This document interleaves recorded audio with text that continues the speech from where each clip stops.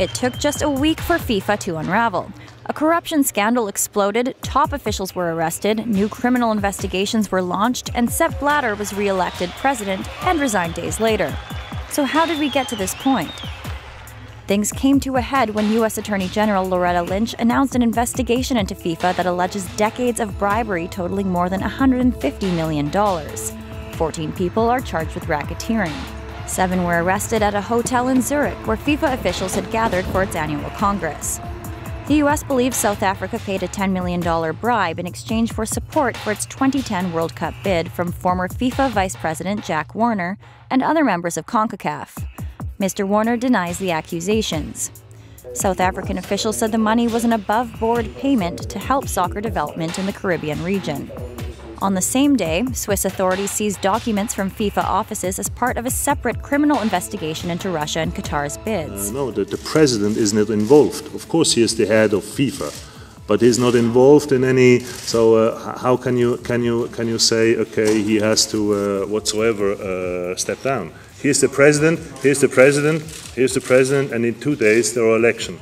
2 days later, Blatter was elected to a 5th term as president. I'm not perfect.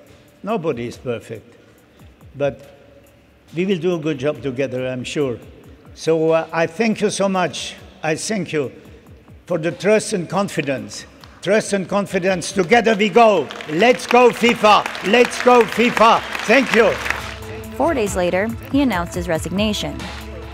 This mandate does not seem to be supported by everybody in the world of football. FIFA needs profound restructuring. U.S. prosecutors unsealed a transcript of a 2013 federal court hearing in which former FIFA Executive Committee member Chuck Blazer pleaded guilty to racketeering and other corruption charges.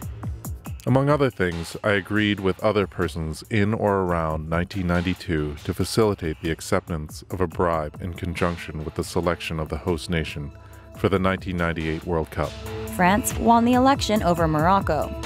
I and others on the FIFA Executive Committee agreed to accept bribes in conjunction with the selection of South Africa as the host nation for the 2010 World Cup.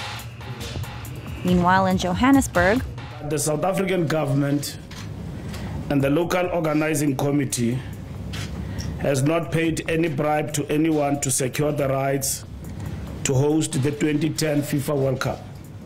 Those remarks came before the Blazer transcript was released in New York. Jack Warner, who officials say controlled the fund the South African bribe was sent through, appeared on TV in Trinidad that night, claiming he will release evidence of FIFA corruption. To deal with my knowledge of financial transactions at FIFA, including, but not limited to, its president, Mr. Sepp Blatter, and lastly, other matters involving the nation's current Prime Minister.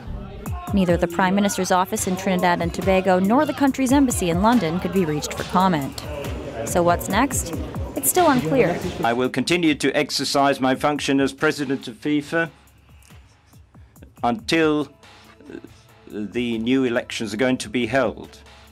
As for the 7 men arrested in Zurich, they have until next Monday to appeal detention. The next deadline in the Swiss extradition process is July 3rd. So if the U.S. is in a hurry, it must submit its formal request by then.